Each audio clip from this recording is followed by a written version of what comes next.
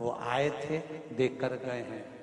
शंकर भगवान जब तप साधना में लीन होते हैं तब केवल एक मात्र शक्ति मां पार्वती ऐसी होती है, जब भक्त जल चढ़ाता है तो मां अपने पुत्र की दशा देख लेती है और शंकर भगवान से कह देती है कि इसको ये दुख है, इसके दुख को काट दीजिए। इसलिए मां का होना जरूरी, माता का होना इसलिए जरूरी है।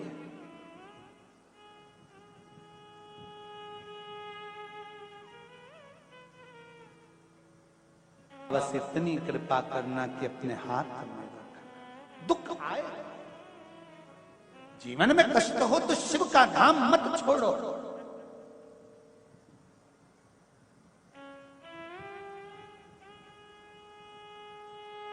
शिव की चौखट मत छोड़ो। ज्यादा तकलीफ हो तो भस्म शंकर को लगाओ और वही भस्म का त्रिपुंड मस्तक पर लगाओ। भस्म भाग्य की रेखा को बदल देती है, भस्म में वो बल होता है।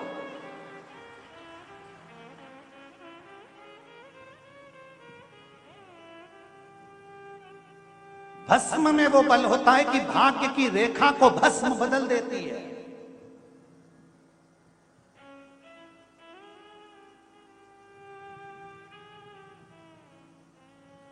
इसलिए नवरात्रे में माता जी की जब आराधना होती है तो वहां पर भी धूप छूटती है, उसमें भी भस्म एकत्रित होती है। उस भस्म को भी लोग पाते हैं। शिव मंदिर जाते हैं, वहां की भी भस्म लोग पाते हैं। दत्त मंदिर जाते हैं, वहां की भी भस्म लोग पाते हैं। गुरु गोरखनाथ जी का दर्शन करने के लिए गोरखपुर जाते हैं, वहां की भी भस्म लोग पाते हैं। संत, साधु, सन्यासी, तपस्वी, साधक जहां तप करते हैं वहां पर धूपाड़ा लगता है, वहां की भी भस्म लोग पाते हैं। वहां की भी भस्म लोग पाते हैं।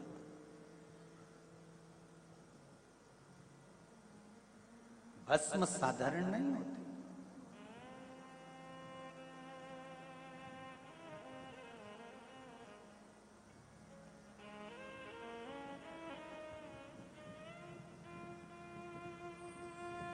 महाराज शिव कृपा कर रहे हैं, शंकर की कथा कर रहे हैं। अतापी व्रतापी इन दोनों ने शिव की आराधना करी।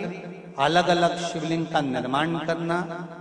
मणिमती नगर में ये लोग निवास करते थे और मणिमती नगर में रहकर तप साधना करते थे। अतापी के पास में मणिमती नगरी एक ऐसी नगरी थी जहां संपदा की कोई कमी नहीं थी, जहां वैभव पूर्ण था।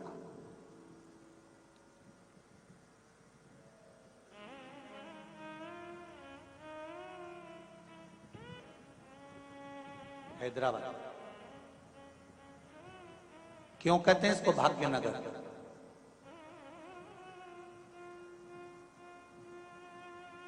अगर कोई इस नगर में आकर छोटे से छोटा भी काम करता है ना, धीरे धीरे धीरे धीरे माता लक्ष्मी की कृपा इस पर होना प्रारंभ हो जाती है और बाबा भोलेनाथ उसका हाथ पकड़कर उसको आगे बढ़ा ही देता है।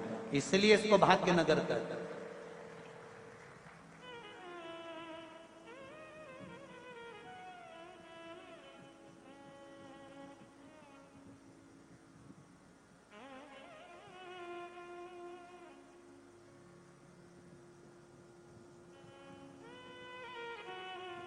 मणिमती नगर में अतापी और वतापी दोनों ने रहकर शिव जी की आराधना करी।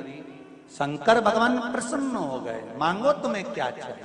अब देखिए जरा, अगर भगवान से कुछ मांगना है तो दूसरे को कष्ट देने का मत मांगना।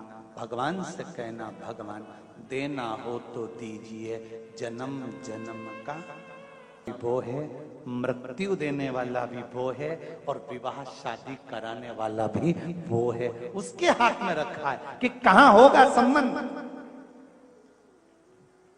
कब प्राण जाएंगे, कब जन्म होगा, कब मृत्यु होगी, ये बहुत साधा है।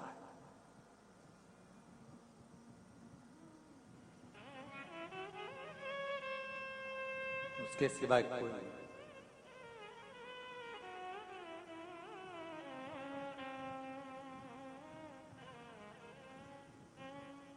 महाराज शिव जी ने पूछा मांगो क्या चाहिए, दोनों ने वर मांगा। अतापी ने कहा मुझे वर दे दो। क्या? अगर कोई मर भी गया है और मैं उसको आवाज लगाकर बुलाऊं तो वो जिंदा दौड़कर वापिस आ जाए। अब शंकर तो शंकर है,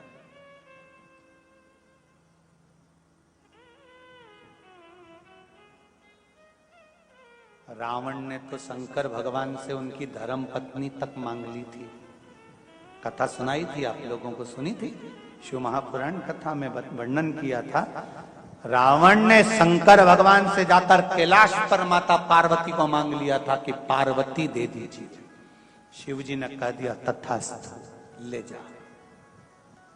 ने इतनी सरलता में पार्वती जी को दे दिया। रावण जरूर दाल में कुछ काला है, मुझे लगता है पार्वती नहीं कोई दूसरी आ गई है, जा जरा।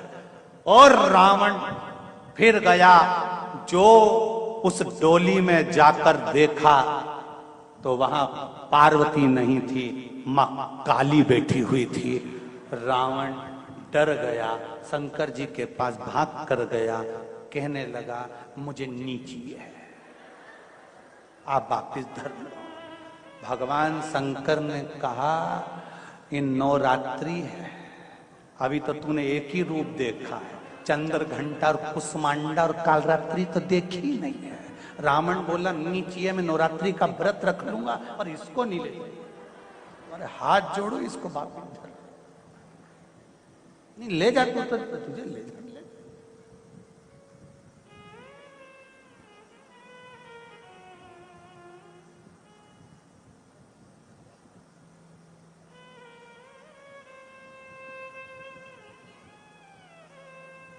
अब कहना सरल है, लड़की देखने जाओ तो साहब बिल्कुल बहुत सीधी सादी लड़की। गुरुजी इतनी बढ़िया लड़की, इतनी बढ़िया लड़की, हम 15 लोग गए गुरुजी लड़की देखने, बिल्कुल नहीं बोली, इतनी सीधी, मुंह से आवाज नहीं निकली। हमने कहा फोटो दिखा, जो फोटो दिखाया हमने भी कह दिया अभी नहीं बोली, जब वो बोलेगी तो तू भी डोलेगी, अभी काहे को बोलेगी। जब अतापी ने कहा मुझे वर दीजिए भोलेनाथ, मैं जिसको नाम लेकर बुलाऊं वो मरा हुआ भी जिंदा होकर आ जाए, तथास्तु। बोल वरतापी अब तुझे क्या चाहिए। वरतापी ने कहा मुझे वर दीजिए। क्या वर? मुझे वर ये दीजिए कि मैं कोई भी रूप रख सकूं, जानवर बन जाऊं, पशु बन जाऊं, पक्षी बन जाऊं, मनुष्य बन जाऊं। भगवान शिव ने कहा तथास्तु।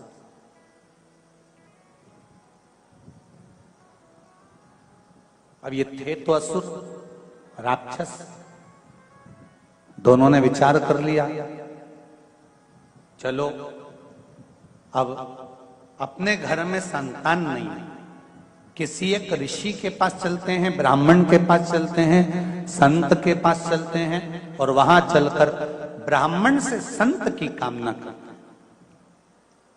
शिव जी से वर मांगा, ब्राह्मण के पास पहुंच गए, ब्राह्मण देवता से जाकर कहा कि हमको एक संतान की जरूरत है, हमें आपका पुत्र दे दो। ब्राह्मण ने पुत्र नहीं दिया, इनको क्रोध आ गया। क्रोध आया, जब कुछ पद मिल जाता है तब अहंकार, वाणी बदलने लगती है, नजर आने लगता है कि अब अहंकार सिर पर चढ़ रहा। हमें वर दीजिए, हमारे को पुत्र दीजिए। ब्राह्मण ने पुत्र नहीं दिया। अतापी ने जाकर बतापी से कहा तो चिंता मत कर, अब संत महात्मा ब्राह्मण इनको छोड़ेंगे नहीं।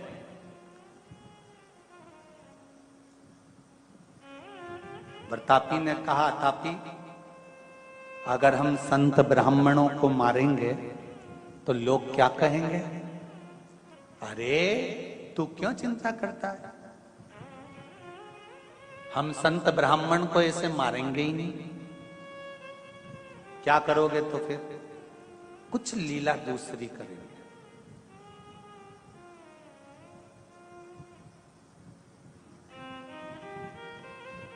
भजन करने वाला, स्मरण करने वाला, शिव की भक्ति करने वाला, इसकी कीमत भगवान बढ़ाता है, घटाता नहीं। वो कहते हैं ना जैसे कि मकान रोड पर हो तो उसकी कीमत होती है। बोलो सही है कि गलत है? अरे बोलो रे जरा, सही है। मकान रोड पर होगा तो उसकी कीमत होगी, खेत रोड पर होगा तो उसकी कीमत होगी, गार्डन रोड पर होगा तो उसकी कीमत होगी, पर इंसान रोड पर होगा तो उसकी कीमत नहीं होगी। जमीन, जायदाद, मकान रोड पर हो तो कीमत वाला होता है, पर इंसान अगर रोड पर हो तो उसकी कोई कीमत नहीं होती। शंकर भगवान कहते हैं मकान रोड पर हो चलेगा, ना चलेगा वो उसके ऊपर है, पर इंसान अगर रोड पर होने के बाद भी शंकर के मंदिर के दरवाजे की रोड पर होगा तो शिव कहते हैं उसकी भी कीमत होगी, उसकी भी कीमत होगी। इंसान रोड पर होता है तो उसकी कीमत नहीं होती, पर शिव पुराण कहती है शंकर भगवान के दरवाजे पर, शिव मंदिर की चौखट पर, शंकर के द्वार पर, शंकर के मार्ग पर अगर आप हो और आपकी कीमत भले दुनिया ना जानती हो, पर आपकी कीमत देवाधिदेव महादेव जानते हैं, मेरा शिव जानता है। दुख है, तकलीफ है, कष्ट है, शंकर के मंदिर जाओ, मुस्कुरा कर जाओ। दुख है ना, उससे जाकर कहो हे शंभु, हे शंकर, बड़ी जिंदगी में दुख है, पर तू है ना तो कोई कमी नहीं। कोई एक लाइन आप लोग गाते हो हमेशा, तेरा साथ है तो मुझे क्या करना, तेरा साथ है तो मुझे क्या कमी, अंधेरों में मिल रही। बाबा शिव पुराण कहती है जीवन में अगर दुख है और उसकी कृपा है तो वो दुख थोड़ा थोड़ा कर कर कष्ट जाता है, वो कट जाता है, और कटते ही मेरे देवाधिदेव महादेव की कृपा संसार वासियों पर बरस जाती है। बस विश्वास, श्रद्धा, भक्ति छूटना नहीं चाहिए।